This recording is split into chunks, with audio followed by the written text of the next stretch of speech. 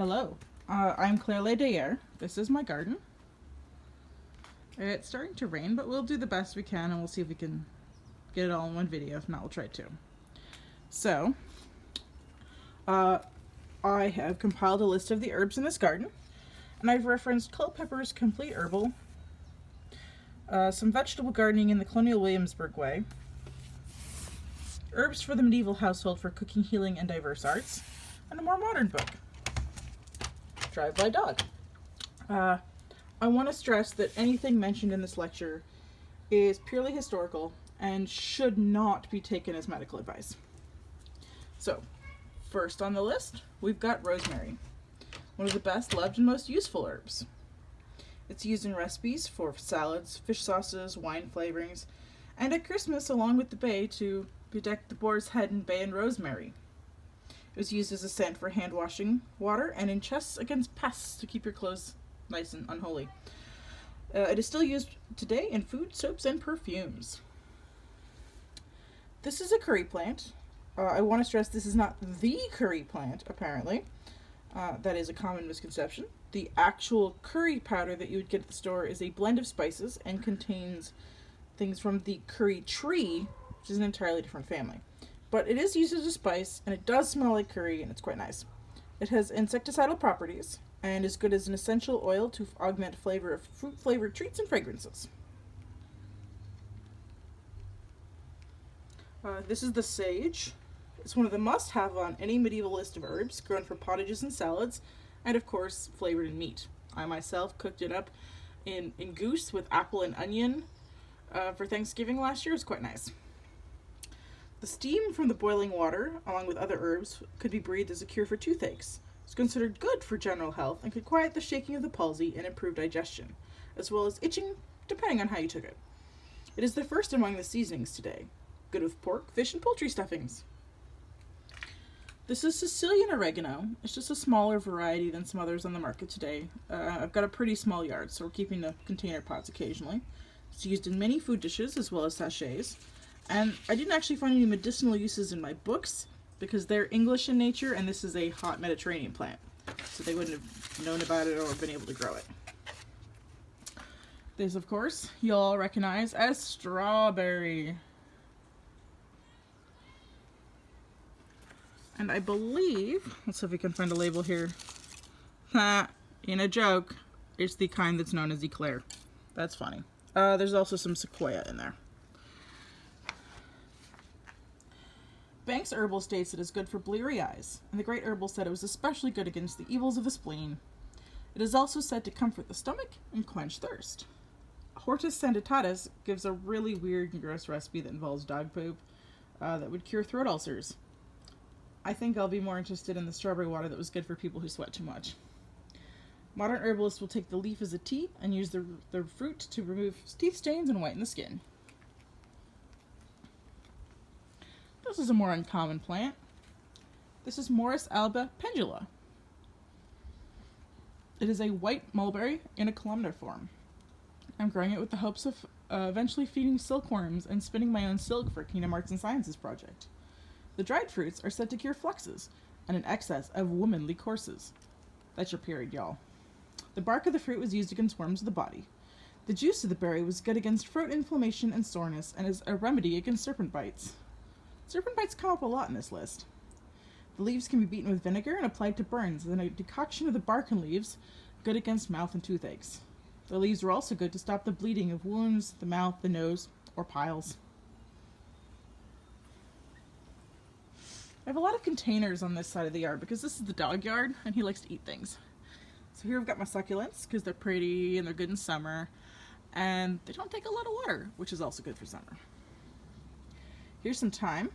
On the left we've got lemon thyme and on the right is lime thyme.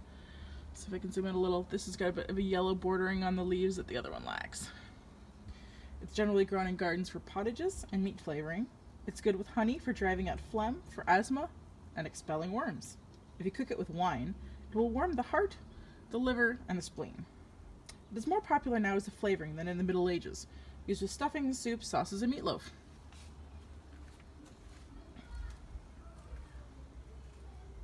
This one is known as motherwort. Wort is an Old English word for plant. It's spelled W-O-R-T. So, mother plant. And therefore, of course, used as a remedy for female reproductive disorders. For instance, it's reported to help regulate menstrual periods, especially when someone is anxious or tense. And we might all need that in a couple months. It is said to make women joyful mothers of children and settle their wombs as they should be, cleansing the chest of cold phlegm and killing worms in the belly. It's of good use to warm and dry up the cold, wet humors and help against all the symptoms thereof, like pains in the joints, cramps, convulsions. These are chives. You've probably had them on a salad or on a baked potato, because they taste pretty similar to onions, but a lot smaller. They are the same genus. They are thought to send hurtful vapors to the brain, though causing trouble sleeping and spoiling eyesight, so they really weren't used a lot in the medieval times. If you could find an alchemist, he could prepare it chemically so that it would be used as a remedy to stop urine.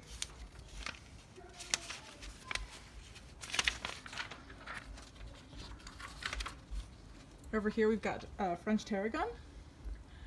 It doesn't really pop up in English herbals. The climate just might not be so great.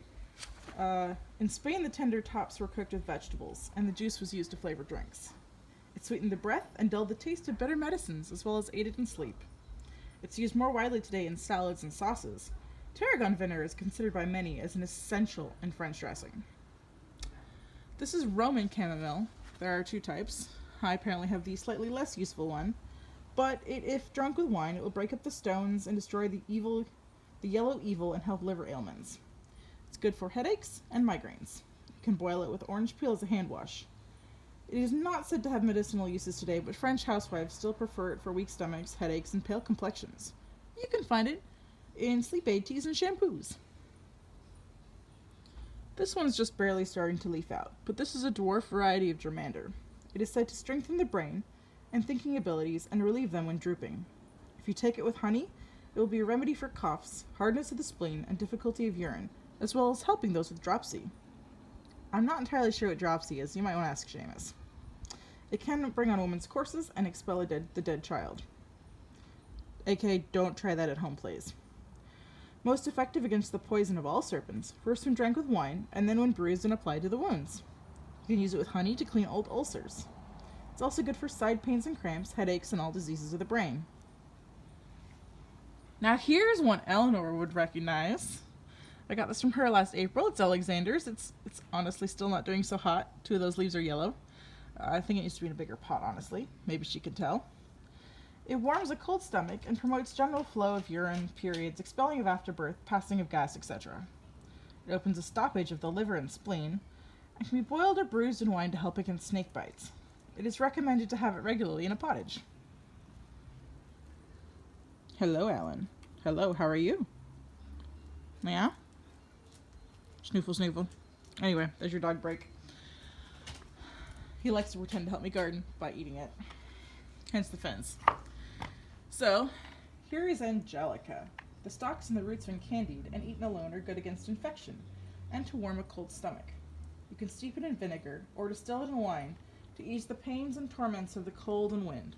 It can be taken as a powder to help against ailments of the lung and breath, such as coughs and shortness of breath. It helps against pain of colic, the stoppage of urine, and aids in the starting of courses and the expelling of afterbirth, and the opening of the liver and spleen. Decoction drunk before the fit of an...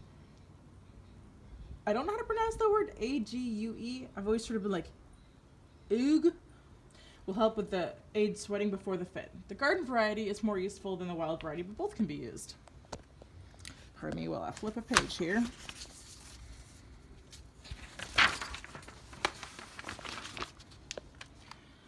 This is the golden variety of marjoram, and it is a must for every medieval garden. According to Crescentius, it has a noble taste, used to flavor soups, meat dishes, omelets, pickles, and salads. It can be found in French recipes for hippocras. Sweet varieties are used for hand washing before meals, which, by the way, they did a lot in the medieval time. The herbs could be used for colds, stomach aches, and indigestion, depending on how it's applied. Oil distilled from the plant was important in certain perfumes. This is lamb's ear, and it's not in any of the books I own because it is native to Turkey, Armenia, and Iran. It is useful as in field dressing because it's antiseptic, anti-inflammatory, antibacterial, and super absorbent. It can also be used as a poultice, either alone or to help hold in other herbs like comfrey. It was often used in the aftermath of bees and wasp stings and reduced the swelling from both. Here's some betony. It's a popular remedy for many ills in the Middle Ages, said to be good against nightmares and night terrors. Banks Herbal said that it could be, quote, stamped and then laid to a wound in the head and it will heal the wound fair. It's good for all ailments of the head, in fact, watery eyes, aching ears, nosebleeds, toothaches, and coughs. None of these are verified, but it is still used, well, it still was used at least for headaches, dyspepsia, and hysteria, and smoked in place of tobacco at least into the 1940s, because that's when that old herbal book I've got is from. So now we're going to go and enter into the dog forbidden area. Got this nice, clever little gate I built. He's got 4-foot chicken wire fence in hopes that he doesn't come and eat everything.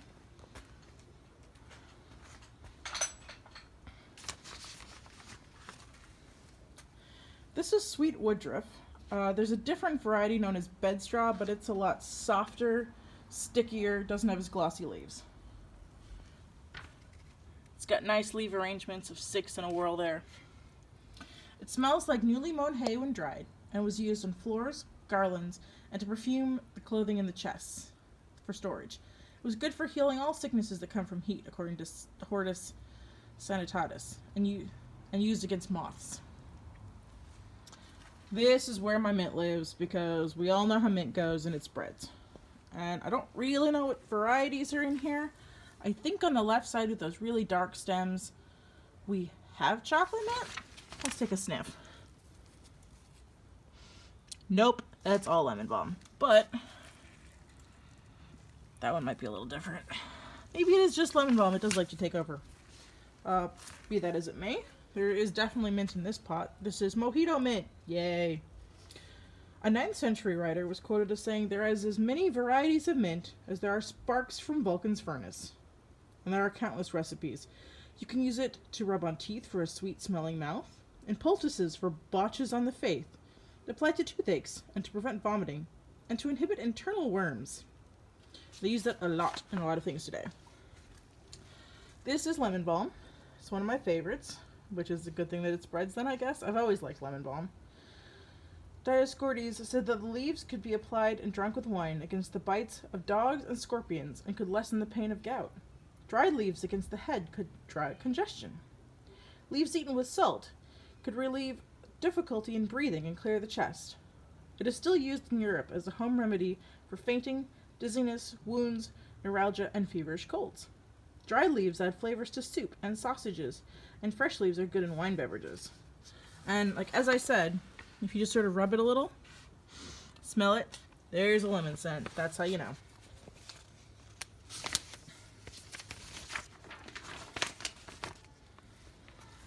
Down here, we've got some catnip. Y'all probably know what this looks like in its dried form. Medicinally, it is used to treat intestinal cramps, for digestion, and to cause sweating, to induce menstruation, as a sedative, and to increase appetite. And of course, as its name implies, cats love it. This little plant here is a not so well-known fruit in our garden, but it's very popular in England. This is gooseberry. And my particular gooseberry plant is kind of on probation because it has never flowered for me, and somehow last year I got one single fruit. So we'll see what it does this year. The fruit is frequently preserved in sugar and good to stay, quote, the longings of women with child, which to me sounds like food cravings. A decoction of the leaves cools hot swelling and inflammation. The ripe berries can be eaten and is an excellent remedy against the violent heat of both the stomach and the liver. The young and tender leaves break up both kidney and gallstones. And you can see it's just starting to leaf out. It's kind of got a geranium shape to the leaf when it's out. There's some down there that are already out. I've got a maidenhair fern right here. Ferns in general are good for thatch, winter garden insulation. Might have used it for some animal feed. Maidenhairs are used medicinally in Iranian medicine, but it's not the species. Here we've got a bunch of pea plants that I started. Probably too early, but in this day and age, what do you expect? I mean, for all I know, the nursery's closed by now. Peas have are the variety Oregon Sugar Pod, and they have a very long picking season. They're crisp and sweet and stay tender and fresher longer than other varieties. They can be cooked, but I prefer to eat them fresh, pods and all. I've got a couple of conifers here. That's a deodar cedar. And I don't actually remember what this one is, so if anybody has any idea, please let me know. It's probably about 4 years old now. They're both dwarf varieties. That one really isn't put on any growth, but at least it's not dead. Up here, we've got a really interesting vine growing. And before I noticed, it had gone all the way up my neighbor's birch tree. I took that part down. This is passion flower. And here's what the flowers look like. That is actually one from my garden, taken last year. And that is a fruit, which I have not had yet, because it's kind of weird. So, this looks like a fancy ass tropical plant. You would be wrong. It actually grows in the American Southwest and was for thousands a year a main staple food of the Cherokee, who called and is referred to in those areas as maypop. It's hardy to zone 5, and if the winter is mild, the vine won't die back. Mine has not actually ever died back in the couple years I've had it. It's pollinated by insects such as bumblebees and carpenter bees, and it's self-sterile, which means I'm not going to get fruit with just one plant. I have to get a second plant. The flowers are only out for a day, and then the fruit comes 2 to 3 months later. Today we like to use it as a culinary flavoring. In fact, passion fruit comes from passion flower, obviously. It is almost considered an agricultural weed, and it is the Tennessee state flower. Historically, it is used as an herbal medicine in the belief that it treats anxiety, insomnia, and hypertension. So like any lovely gardener, I've got several roses here. This one is an heirloom tea rose, literally referred to as the variety heirloom. Over here we've got climbing Don Juan. And those are on, I think their 2nd or 3rd year of growth. They took a little while to get to established. And I don't remember the name of this variety, but it was like a climbing tea rose, and it's got light pink flowers, and obviously it's been here a lot longer than the rest of them. Roses are referred to as the flower of flowers and are used for hand washing. Dried and added to clothing chests to prevent, of course, against bugs and to keep things smelling nice. It's popular as rose water flavoring in desserts, especially marzipan, and can be mixed as a syrup with honey for feeble, sick, phlegmatic, melancholy, and choleric people, according to Banks Herbal. It's also good in face ointments for blemishes. I actually have it in toner upstairs. Dry roses put to the nose to smell are a good comfort for the brain and heart and cheer the spirit. You can now find it in perfumes, lotions, sachets, and the like, and it's still used as a flavoring for food and drink in the Near East. I think that's everything on that side. Over here, we've got another of my favorite plants, which is just starting to leaf out, thank God, because I did very aggressive pruning to it and the mulberry. This is a medlar. This is a fruit you're not going to really find at the grocery store today because it has to rot or blet in order to be eaten. In fact, I picked it in October, and I don't think it was till December or January when I could actually process the fruits that I put in my fridge. And I checked them pretty much every day, because last year I didn't. They were in the garage and they got all shriveled. So that was kind of annoying. In fact, Shakespeare refers to things as being rotten as a medlar. But the advantage of that is when all the other fruits have been gone off or been eaten, that's a fruit you can eat in late winter. You can make a plaster from the fruit before it has rotted and apply it to stop miscarriages and bloody fluxes.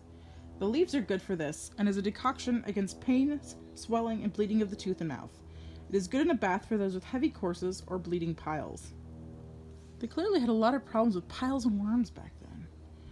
It's good as in a poultice with roses, cloves, nutmeg, and coral, and applied to the stomach that loathes meat. Dry leaves and powder help restrain blood and heal wounds, and when drank with wine, it can help against kidney stones.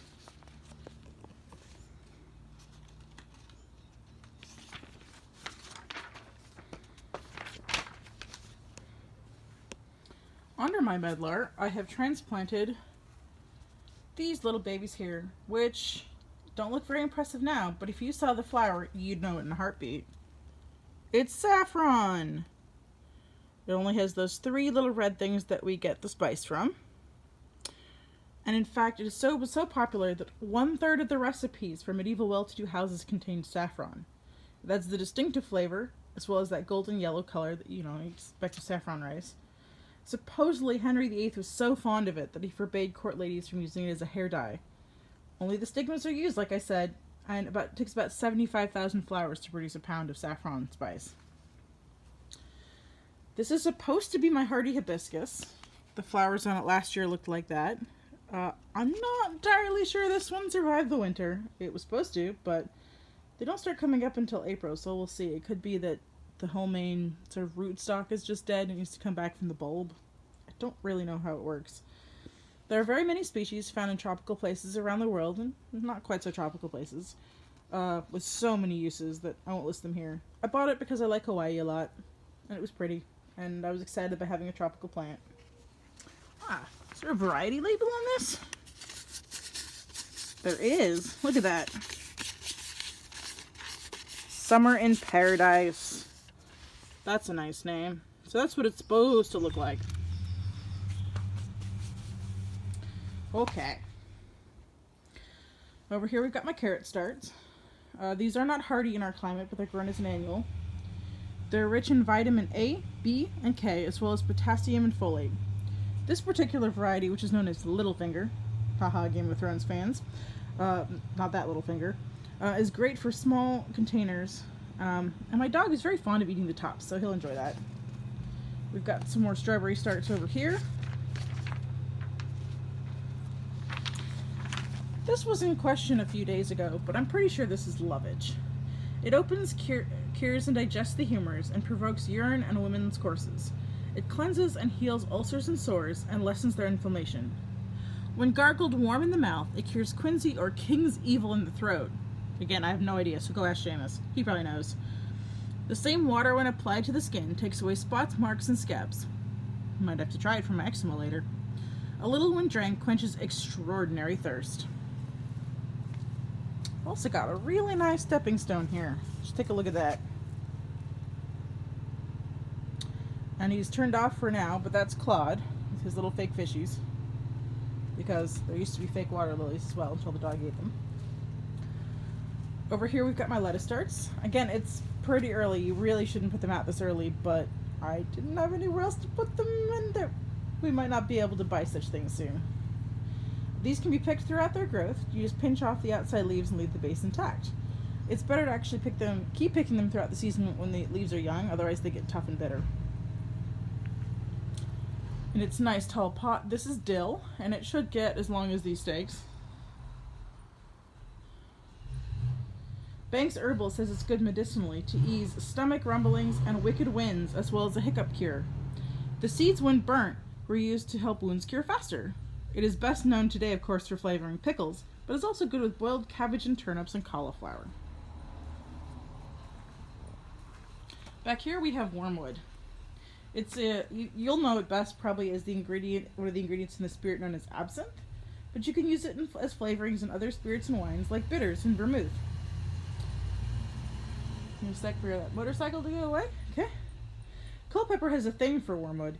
He rambles on and on about it, but not actually in a useful way, saying, common wormwood I shall not describe, for everybody that can eat an egg knows of it, which to me kind of means that it might have sort of sulfur taste.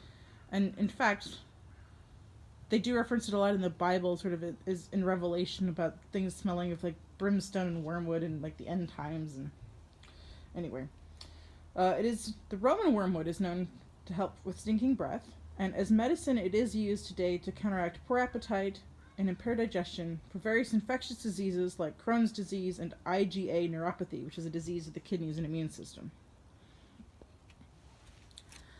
This plant, I bet, will probably be pretty useful pretty soon. This is horehound, and when taken with honey, it is a remedy for those who are short-winded, have a cough or a consumption, which I think was tuberculosis. Again, I don't really study medicine, so I have no idea. Or I forgot. You should look that up.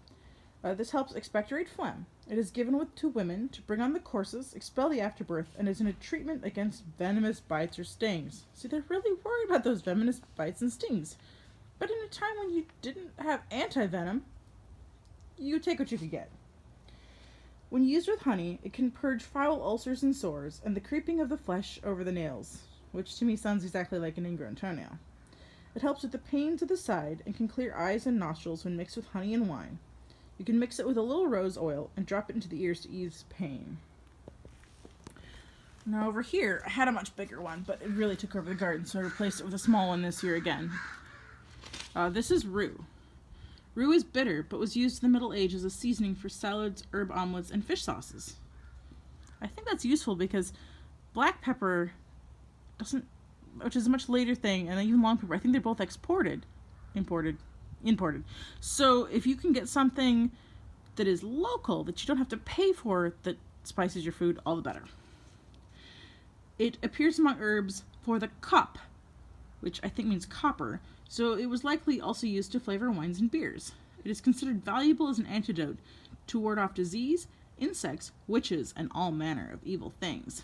It could be used against lethargy, headaches, snake bites, and the feebleness of sight. Country people would put it in their beds to get rid of bugs and hung sprigs off to ward off flies.